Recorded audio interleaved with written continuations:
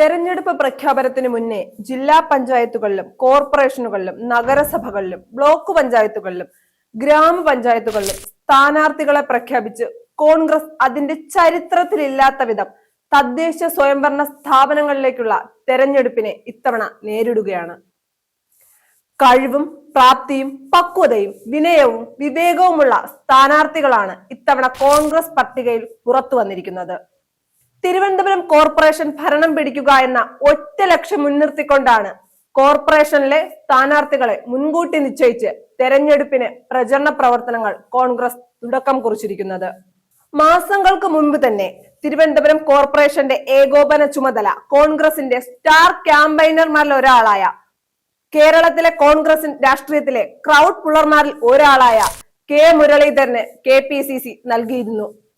അദ്ദേഹം കൃത്യമായി കാര്യങ്ങൾ പഠിച്ചുകൊണ്ട് സ്ഥാനാർത്ഥി നിർണയം 90% പൂർത്തിയാക്കി കഴിഞ്ഞു. കഴിഞ്ഞ തവണ നഗരസഭയിൽ കോൺഗ്രസ് 3ാം സ്ഥാനത്ത് പോയെങ്കിൽ ഇത്തവണ ഭരണം പിടിക്കുമെന്ന് തന്നെയാണ് പുറത്തു വരുന്ന വിവരങ്ങൾ. മുൻ അരുവിക്കര MLAയും യൂത്ത് കോൺഗ്രസിന്റെ സംസ്ഥാന ഉപാധ്യക്ഷനുമായിരുന്ന K ശബരിനാഥാണ് ഇത്തവണ കോൺഗ്രസിന്റെ മേയർ സ്ഥാനാർത്ഥി. വിദ്യാർത്ഥി യുവജന നേതാക്കൾക്കും പരിചയസമ്പന്നരായ ആളുകൾക്കും പുതുമുഖങ്ങൾക്കും എല്ലാം ഒരുപോലെ പ്രാതിനിധ്യം നൽകിയ സ്ഥാനാർത്ഥി പട്ടിക പുറത്തു വന്നതോടെ BJPയും CPMഉം ഞെട്ടിയിരിക്കുകയാണ്. ആവനാഴിയിലെ മുഴുവൻ അസ്ത്രങ്ങളും പുറത്തെടുത്ത് ഉജ്ജ്വലമായ പോരാട്ടം കാഴ്ചവെച്ച് തിരുവനന്തപുരം കോർപ്പറേഷൻ പിടിക്കുക എന്നത് തന്നെയാണ് കോൺഗ്രസിന്റെ ലക്ഷ്യം. തിരുവനന്തപുരം മാത്രമല്ല, കൊല്ലം കോർപ്പറേഷനിലും മേയർ സ്ഥാനാർത്ഥി ഉൾപ്പെടെയുള്ളവരെ പ്രഖ്യാപിച്ചു കഴിഞ്ഞു. കഴിഞ്ഞ തവണ കപ്പിനും ചുണ്ടിനുമിടയിൽ നഷ്ടപ്പെട്ട എറണാകുളം കോർപ്പറേഷൻ കോൺഗ്രസ് തിരിച്ചുപിടിക്കുമെന്ന് ഉറപ്പാക്കിയിട്ടുണ്ട് നേതൃത്വം. തൃശൂരിൽ KPCC ഭാരവാഹികൾ അടക്കമുള്ളവർ മത്സര രംഗത്തിറങ്ങുകയാണ്. കോഴിക്കോടും സ്ഥിതി വ്യത്യാസമല്ല. പുതുമുഖങ്ങൾക്കും പ്രമുഖർക്കും അർഹരായ പ്രാതിനിധ്യം ഉറപ്പാക്കുന്ന പട്ടികയാണ് പുറത്തു വരാനിരിക്കുന്നത്. കോഴിക്കോട് ജില്ലാ പഞ്ചായത്തിലെ 7 സീറ്റുകളിലെ സ്ഥാനാർത്ഥികളെ കോൺഗ്രസ് പ്രഖ്യാപിച്ചു കഴിഞ്ഞു.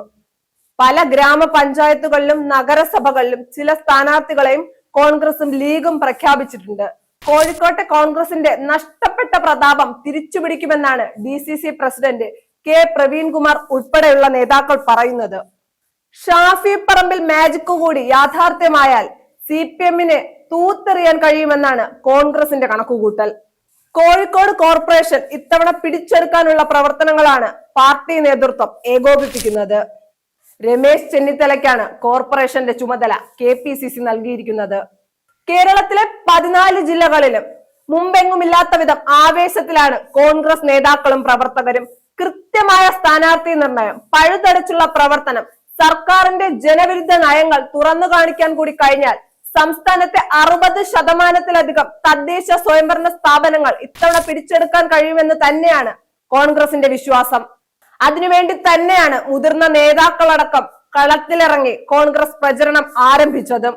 നഷ്ടപ്പെട്ടു പോയ ജില്ലാ പഞ്ചായത്തുകളും കോർപ്പറേഷനുകളും നഗരസഭയും പഞ്ചായത്തുകളും ബ്ലോക്ക് പഞ്ചായത്തുകളും തിരിച്ചുപിടിച്ച് നിയമസഭാ തെരഞ്ഞെടുപ്പിന് ഒരുങ്ങാനാണ് കോൺഗ്രസിന്റെ നീക്കം.